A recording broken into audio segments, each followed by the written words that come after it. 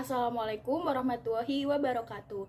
Halo semuanya, perkenalkan nama saya Novia Triningsih dengan NIM 15234222024 dari Prodi Manajemen Pelabuhan dan Logistik Maritim. Pada kesempatan kali ini, saya akan mempresentasikan tentang statistika terapan, yaitu bagian pengolahan data. Mari kita mulai presentasinya. Yang pertama adalah pengertian statistika. Statistika itu terdiri dari kata statistik yang merupakan kumpulan angka yang terdiri lebih dari satu angka. Sedangkan pengertian statistika itu sendiri adalah ilmu mengumpulkan, mengatur, menyajikan, menganalisis, dan menafsirkan data untuk menghasilkan informasi-informasi yang dapat digunakan untuk membuat keputusan yang tepat. Sedangkan mengutip dari para ahli, yaitu Arifin tahun 2014, statistika merupakan proses mengumpulkan, memproses, menyajikan, menganalisis, dan menafsirkan data numerik yang disebut dengan statistika. Selanjutnya adalah tujuan statistika. Tujuan statistika terdiri dari 3 tujuan. Yang pertama adalah pengetahuan dan keterampilan. Yang pertama, pengetahuan dan keterampilan. Statistik membekali individu dengan pengetahuan dan keterampilan yang dibutuhkan untuk mengevaluasi data-data sehingga dapat diterima, dipertanyakan, atau bahkan ditolak kebenarannya atau keabsahannya dengan pengetahuan statistika. Yang kedua, tujuan statistika adalah pengambilan keputusan, yaitu untuk meningkatkan ketentuan, pengamatan, dan pengambilan keputusan. Kemudian tujuan yang ketiga adalah menarik kesimpulan. Menarik kesimpulan tentang wilayah yang lebih luas atau disebut dengan populasi dan data yang ada dalam sampel kecil yang disebut dengan sampel yang diambil dari populasi tersebut. Selanjutnya yaitu manfaat statistika. Manfaat statistika yang pertama adalah dengan bantuan statistik diharapkan terkumpulnya data yang memiliki tingkat ketelitian yang lebih baik. Kemudian juga dengan statistik diharapkan dapat mempersiapkan tata cara yang teratur dan ringkas untuk menerangkan suatu gejala, keadaan, atau suatu peristiwa sehingga dapat ditarik suatu pengertian atau makna tertentu. Kemudian manfaat yang ketiga adalah statistik dapat melakukan generalisasi dengan tata cara yang dapat memperhitungkan besar kecilnya kesalahan generalisasi. Selanjutnya adalah kita masuk ke bagian pokok bahasan pada hari ini, yaitu adalah teknik pengolahan data dengan sub pokok bahasan. Yang pertama, validasi instrumen, yang kedua, rehabilitas instrumen, dan yang ketiga adalah pengujian persyaratan analisis. Mari kita bahas lebih lanjut. Validitas instrumen. Validitas terdiri dari kata validity, yaitu berasal dari kata valid yang artinya sah atau tepat. Validitas atau kesohihan berarti sejauh mana ketepatan dan kecermatan suatu alat ukur dalam melakukan fungsi ukurnya. Hal ini dikutip dari Jali dan Muljono tahun 2004. Jadi suatu instrumen yang valid berarti instrumen tersebut merupakan alat ukur yang tepat untuk mengukur suatu objek. Maka validitas instrumen pada dasarnya berkaitan dengan ketepatan dan kesesuaian antara instrumen sebagai alat ukur dengan objek yang diukur. Selanjutnya yaitu cara menentukan validitas instrumen berupa tes. Terdapat dua cara. Yang pertama adalah validitas rasional atau validitas logis. Validitas rasional dapat dicapai dengan menjawab pertanyaan berikut ini. Yang pertama, apakah tes benar mengukur kompetensi atau hasil belajar yang akan diukur? Kemudian yang kedua adalah apakah bentuk tes sesuai digunakan untuk mengukur hasil belajar siswa. Kemudian cara menentukan validitas yang kedua adalah dengan validitas empiris atau validitas berdasarkan pengalaman. Validitas empiris dapat dicapai dengan menjawab pertanyaan berikut ini, yaitu untuk menentukan validitas instrumen secara empiris, peneliti harus melakukan uji coba atau tryout, dan uji coba ini dilakukan kepada sebagian siswa. Kemudian hasil uji coba tersebut diukur validitasnya. Cara yang dapat kita tempuh untuk menguji validitas tes secara empiris yaitu dengan cara pengujian validitas tes berbentuk objektif tes. Seperti apa sih pengertiannya? Mari kita bahas. Yang pertama, tes berbentuk objektif seperti pilihan ganda atau multiple choice, benar salah atau false true, menjodohkan atau matching merupakan tes dengan skor butir berbentuk dikotomi dengan penilaian 0 dan 1. Menurut Juali dan Muljono tahun 2004 menjelaskan jika skor butir dikotomi, maka untuk menguji validitas butir tes dilakukan dengan menghitung koefisiensi dan korelasi antara skor butir dengan skor total instrumen menggunakan rumus R bis dalam kurung I sama dengan X rata-rata I dikurang X rata-rata I per SI akar dari PI per QI. Mari kita bahas lebih lanjut. Sekarang adalah bagian keterangan menghitung koefisiensi korelasi. Rumusnya terletak pada bagian kanan atas, yaitu R bis dalam kurung I sama dengan R bis dalam kurung I itu merupakan koefisien korelasi biserial antara skor butir soal nomor 1 dengan skor total, sama dengan X rata-rata I, yaitu merupakan rata skor total responden yang menjawab benar pada butir nomor I, dikurang X rata-rata I, yaitu merupakan rata skor total seluruh responden. Kemudian per SI, SI merupakan standar deviasi dari skor total. Akar dari PI merupakan proporsi jawaban yang benar untuk butir soal nomor I. Dapat diketahui dengan cara P sama dengan banyaknya siswa yang benar per jumlah seluruh siswa. Kemudian akar PI tersebut diperkan dengan Q per I menjadi Q per I adalah proporsi peserta didik yang menjawab salah. Q sama dengan R sama dengan 1 min PI. Itu adalah cara untuk mencari Q tersebut. Selanjutnya kita masuk ke bagian contoh penggunaan pengujian validitas tes berbentuk objektif tes. Pertama adalah guru memberikan skor kepada anak didiknya dengan ketentuan setiap item tes yang dijawab benar diberikan skor 1 dan bila salah diberikan skor 0.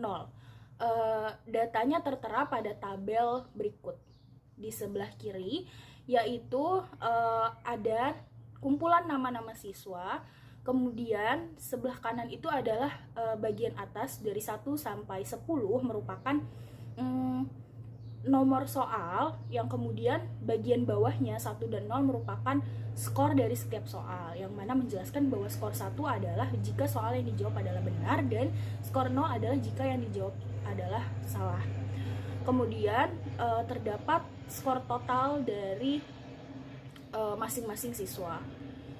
Cara yang kedua yaitu tabel persiapan menghitung validitas butir tes nomor 1. Jadi dihitung setiap nomornya, tapi saya memberikan contoh di sini adalah dihitung pada nomor satunya, yaitu kita masukkan nama siswa, kemudian pada skor soal nomor 1 ditulis setiap skor yang didapatkan oleh siswa, apakah mereka menjawab benar atau mereka menjawab salah.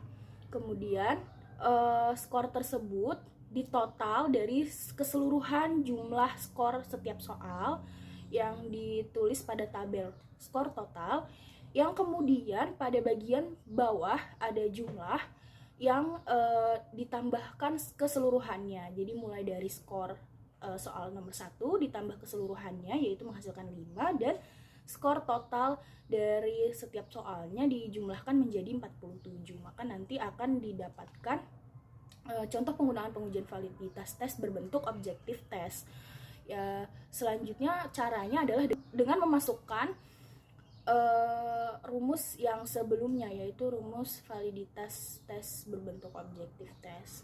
Oke, yang selanjutnya kita akan masuk ke sub pokok bahasan yang kedua, yaitu reliabilitas instrumen.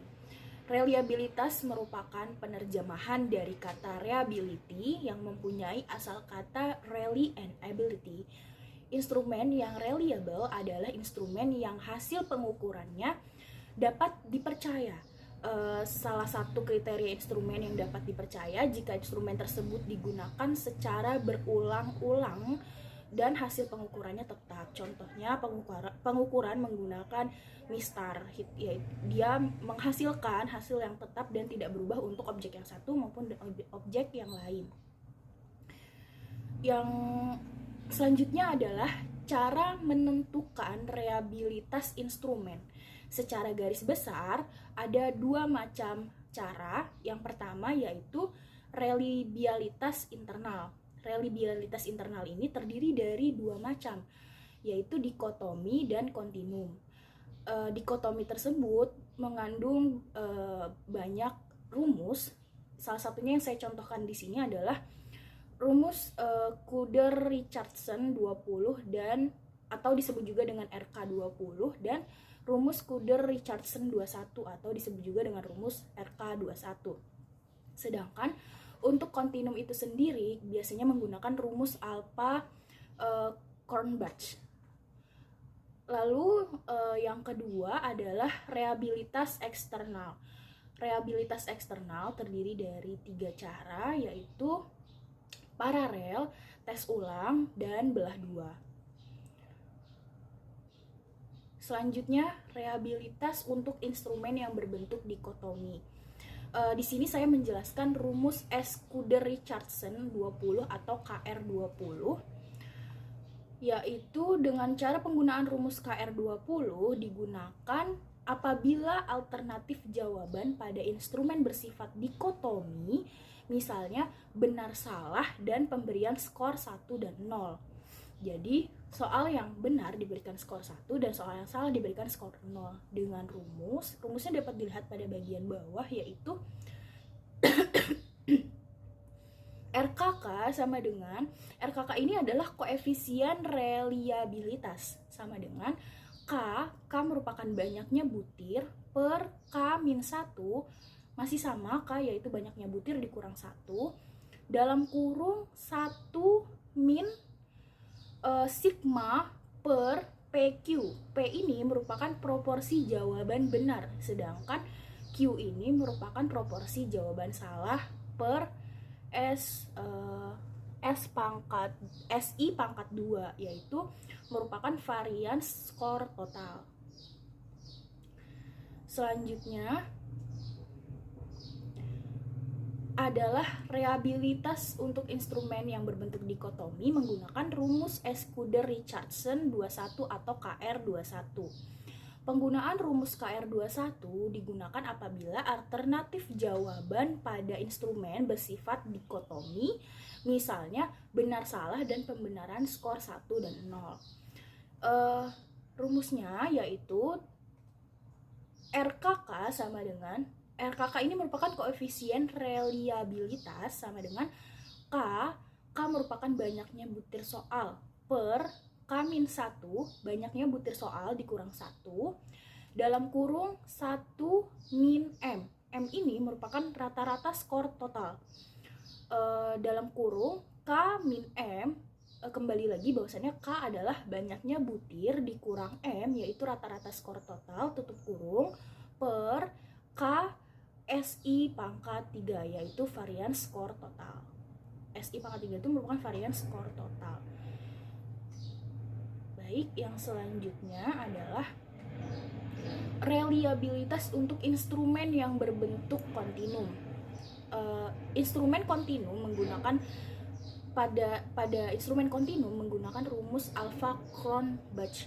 Instrumen dengan pemberian skor yang skornya merupakan rentang 0 sampai 10, 0 sampai 100 atau berbentuk skala, yaitu skala 1 sampai 3, atau skala 1 sampai 5, atau skala 1 sampai 10.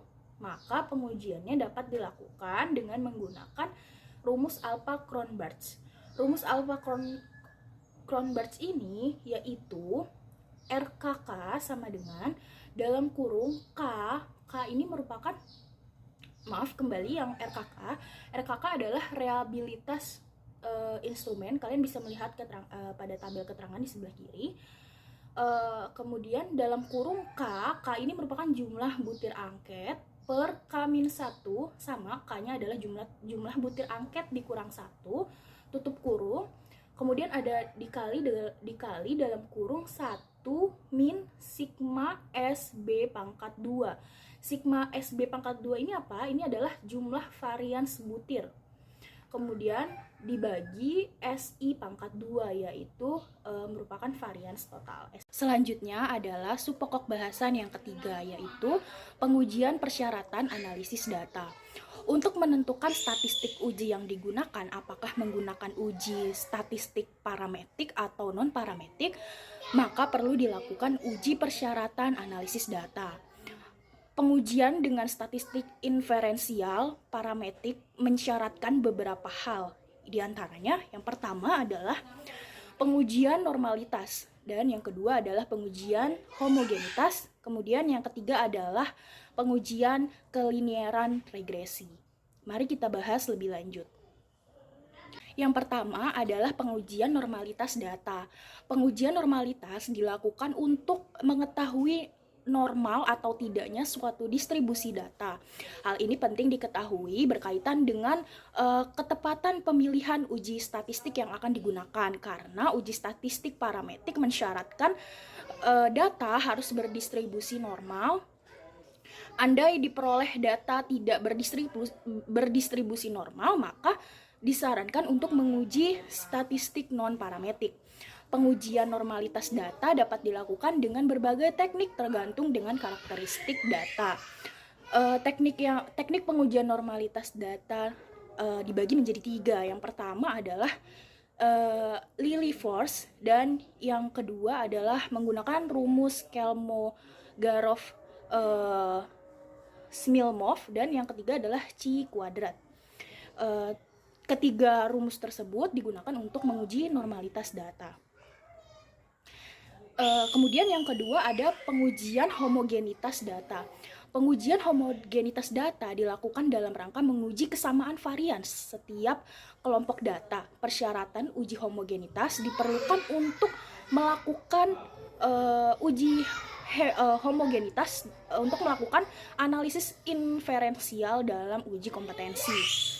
Teknik pengujian homogenitas data terdiri dari 2 rumus. Yang pertama adalah rumus Fisher, kemudian yang kedua adalah rumus Bartlett.